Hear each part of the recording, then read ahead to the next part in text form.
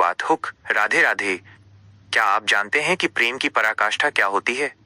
आज मैं आपको एक ऐसी अलौकिक कथा सुनाने जा रहा हूं जिसे सुनकर आपके रोंगटे खड़े हो जाएंगे।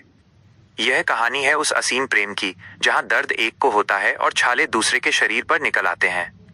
आखिर ऐसा क्या हुआ कि द्वारका में कृष्ण ने दूध पिया और गोलोक में राधा रानी के पैरों में छाले पड़ गए? इस रहस्य को जानने के लिए वीडियो को अंत तक जरूर देखें। राधे। द्वारका में माता रुक्मणी भगवान श्री कृष्ण की सेवा कर रही थीं। माता रुक्मणी का प्रेम प्रभु के प्रति अनन्य था। उस दिन उन्होंने प्रभु के लिए बहुत ही जतन से दूध गर्म किया, उसमें केसर, मेवे और मिश्री मिलाई। प्रभु के प्रति अपने प्रेम में वे इतनी खो गईं कि उन्हें अंदाजा ही नहीं रहा कि दूध खौलता हुआ गर्म है। उन्होंने वही पात्र श्री कृष्ण के हाथों में दे दिया।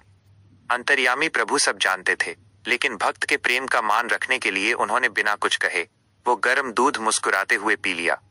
देवर्षि नारद नारायण नारायण का जाप करते हुए वहां पहुंचे, लेकिन आज उनके चेहरे पर चिंता की लकीरें थीं। नारद जी ने कहा, प्रभु, ये कैसा चमत्कार है। मैं अभी राधा रानी के पास से आ रहा हूँ। उनके पैरों के तलवों में अचानक भयंकर छाले निकल आए हैं। वे बहुत पीड़ा में हैं, जबकि उन्होंने किसी गर्म चीज को छुआ तक नहीं। रुक्मणी जी यह सुनकर स्तब्ध रह गईं।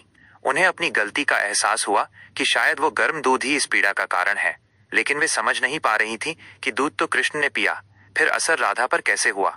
तब श्री कृष्ण ने करुणा भरी आवाज में कहा, हे देवर्षि, संसार हमें अलग समझता है, पर सत्य यह है कि राधा मेरे हृदय में वास करती हैं और राधा के हृदय में मेरे चरण बसते हैं। जब रुक्मणी ने मुझे वो अत्यंत गर्म दूध दिया तो उसकी तपिश मेरे हृदय तक पहुंची। चूंकि राधा के हृदय में मेरे चरण समाये हुए हैं, इसलिए वो गर्मी सीधे मेरे चरणों को स्पर्श कर गई, जिससे राधा के पैरों में छाले उभर आए। हमारा दुख और सुख अलग नहीं है।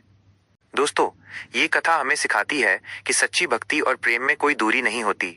जहां आत्माएं एक हों, वहां पीड़ा भी साझी होती है। अगर आपको यह दिव्य कथा पसंद आई हो तो कमेंट बॉक्स में राधे राधे जरूर लिखें। इस वीडियो को लाइक करें, शेयर करें और ऐसी ही और ज्ञानवर्धक कथाओं के लिए हमें सब्सक्राइब और फॉलो करना न भूलें। राधे राधे।